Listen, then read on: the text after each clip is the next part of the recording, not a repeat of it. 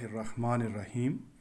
عزیز طلبہ، آج ہم ارمغان اردو برائے جماعت سوم کا سبق نمبر 3 پڑھیں گے۔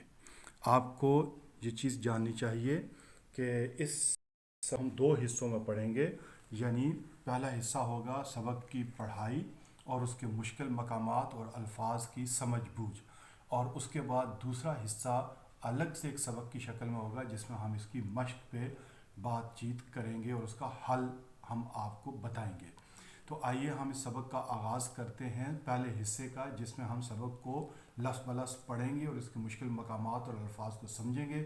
آپ اپنی کتابیں کھولیے اور الفاظ پہ پوری توجہ کیجیے۔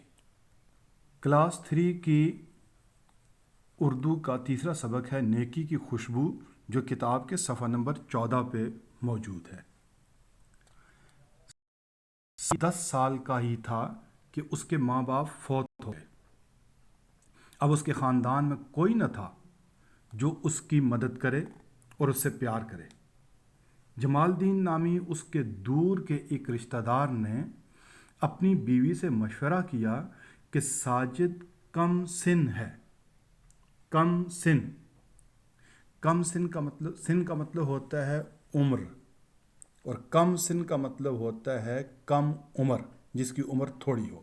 ساجد کم سن ہے اور بے سہارا ہے، کیوں نہ ہم اسے پاس رکھ لیں؟ گھر کے چھوٹے موٹے کاموں میں ہمارا ہاتھ بھی بٹا دیا کرے گا۔ ہاتھ بٹانا محاورہ ہے، اس کا معنی ہوتا ہے مدد کرنا، کسی کے ساتھ مل کے کام کرنا۔ گھر کے چھوٹے موٹے کاموں میں ہمارا ہاتھ بھی بٹا دیا کرے گا، اور کبھی ڈور ڈنگر بھی چرا لایا کرے گا۔ ڈور ڈنگر یعنی گھر میں رکھے ہوئے مویشی، مثلا بکریاں، بھینسیں، گائے وغیرہ، ان کو ڈور ڈنگر بولتے ہیں، مویشیوں کو، گھر میں پالے ہوئے جانوروں کو۔ ہم نے اسے کیا دینا ہے؟ 3 وقت ایک چپاتی، یہ تو وہ چنگیر سے بچی کچی نکال کے بھی گزارا کر لے گا۔ عزیز طلبہ، آپ سمجھتے ہیں چپاتی روٹی کو کہتے ہیں، اور چنگیر پلاسٹک کی وہ پلیٹ ہوتی ہے جس میں روٹی عام طور رکھی جاتی ہے۔ جمال الدین کی بیوی کو شوہر کی تجویز بھا گئی۔ تجویز مشورہ، رائے۔ چنانچہ ساجد جمال الدین کے لگ گیا۔ محبت کرنے والوں کے بغیر زندگی گزارنا کتنا مشکل ہوتا ہے۔ محبت، اس لفظ کو عام طور پر غلط پڑھا جاتا ہے، اس پہ میم کی پیش ڈال کے اس کو پڑھا جاتا ہے محبت، جو کہ غلط ہے۔ صحیح لفظ ہے میم کی زبر کے ساتھ محبت، میم کے اوپر زبر آئے گی، محبت۔ محبت کرنے والوں کے بغیر زندگی گزارنا کتنا مشکل ہوتا ہے۔ اس لفظ کو مشکل نہیں پڑھنا، مشکل۔ محبت کرنے والوں کے بغیر زندگی گزارنا کتنا مشکل ہوتا ہے، یہ صرف ساجد ہی جانتا تھا۔ وہ کبھی سردیوں کی سیاہ راتوں میں، سیاہ یعنی کالی راتوں میں، کمرے میں اکیلے سوتے ہوئے جھینگر کی تیز آواز سے ڈر کر اچانک اٹھ بیٹھتا۔ جھینگر آپ سمجھتے ہیں کیڑا ہے جو عام طور پر سردیوں کی راتوں میں بولتا ہے، اور اس کے چیخنے کی آواز تقریباً ہر گھر میں آتی ہے۔ اور کبھی ساون کی برستی شاموں میں، ساون کہتے ہیں موسم برسات کو، اور کبھی ساون کی برستی شاموں میں اسے ابا اور اماں کی یاست آنے لگتی۔ ساجد نے اپنے دل میں ٹھان لی تھی۔ ٹھان لینا یہ بھی محاورہ ہے، اس کا مطلب ہوتا ہے پکا ارادہ کر لینا۔ ساجد نے اپنے دل میں ٹھان لی تھی کہ وہ کبھی ڈرے گا نہیں، نہ وہ کبھی ہار مانے گا۔ اس نے تہیہ کر لیا، تہیہ کا مطلب یہ ہوتا ہے پکا ارادہ کرنا۔ اس نے تہیہ کر لیا کہ وہ محبت سے محرومی کا ازالہ دوسروں میں محبت بانٹ کے کرے گا۔ محبت سے محرومی، محروم ہونا یعنی نہ ملنا، کوئی چیز نہ ہونا۔ محبت سے محرومی یعنی محبت نہ ملنا، اور ازالہ کا مطلب ہوتا ہے اس کا حل نکال لینا۔ اسے تہیہ کر لیا کہ وہ محبت سے محرومی کا ازالہ دوسروں میں محبت بانٹ کے کرے گا۔ ایک دن وہ سڑک پر پیدل چل رہا تھا تاکہ وہ والد کے ایک دوست کے گھر تک چلا جائے۔ اس کے پاس گاڑی کے کرایہ کی نہ تھی۔ پیدل چل کے اس کے پاؤں زخمی ہو رہے تھے، اس کو کچھ سمجھ بھی نہ آتا تھا کہ وہ کیا کرے۔ اچانک پاس سے ایک تانگا گزرا۔ تانگا آپ لوگوں کو جو شہروں میں رہنے والے بچے ہیں ان کو شاید کم سمجھ آئے، یہ ایک سواری ہوتی ہے جس کے آگے ایک گھوڑا ہوتا ہے اور پیچھے اس کے ایک چھکڑا لگا ہوتا ہے جس میں کچھ سواریاں بیٹھتی ہیں۔ تانگے میں ایک نیک دل انسان موجود تھا، اس نے ساجد کو اذیت کے ساتھ پیدل چلتے دیکھا، اذیت کے ساتھ، بہت مشکل کے ساتھ، بہت تکلیف کے ساتھ۔ تو کوچوان کو تانگا روکنے کا کہا۔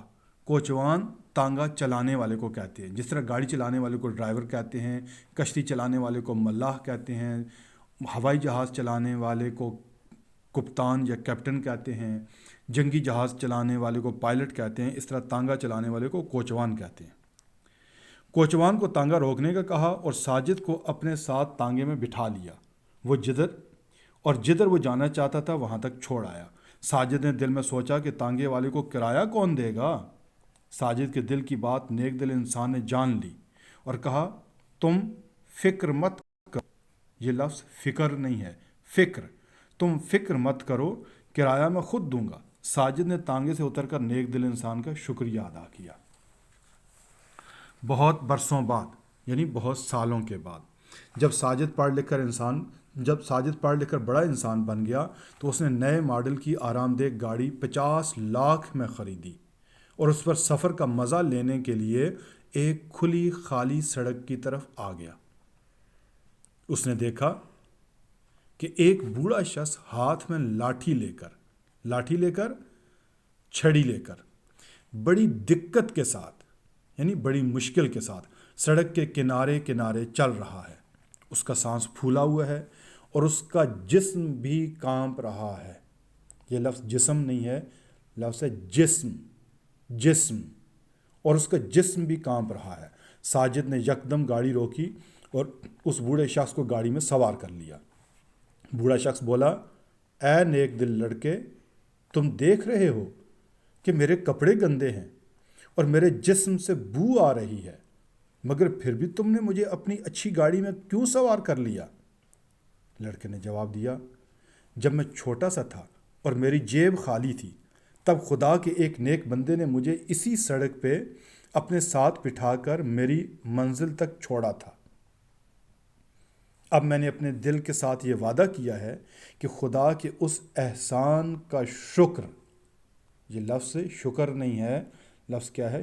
شکر، احسان کا شکر اور اس نیک دل انسان کی بھلائی یعنی نیکی کا بدلہ اتارنے کی کوشش میں اس طرح سے کروں گا کہ مجھے جو بوڑھا اور کمزور یا غریب شخص پیدل چلتا نظر آئے گا، میں اسے اپنی گاڑی میں سوار کر کے اس کی منزل تک چھوڑ آؤں گا۔ بوڑھے شخص نے جواب دیا، کئی سال پہلے تانگے میں سوار کر کے تم کو منزل تک چھوڑ آنے والا شخص میں ہی تھا۔ ساجد بوڑھے شخص سے لپٹ گیا۔ لپٹ جانا، کسی کو اپنے بازوؤں میں لے لینا۔ ساجد بوڑھے شخص سے لپٹ گیا اور روتے ہوئے بولا، میں اس دن اپنے والد کے دوست سے کتاب، کاپی اور قلم ادھار لینے گیا تھا۔ اگر آپ اس دن میری مدد نہ کرتے تو میں بڑا انسان نہ بن پاتا۔ سچ ہے، اچھائی مرتی نہیں، نیک کام کی مہک پورے معاشرے کو خوشبو کر دیتی ہے۔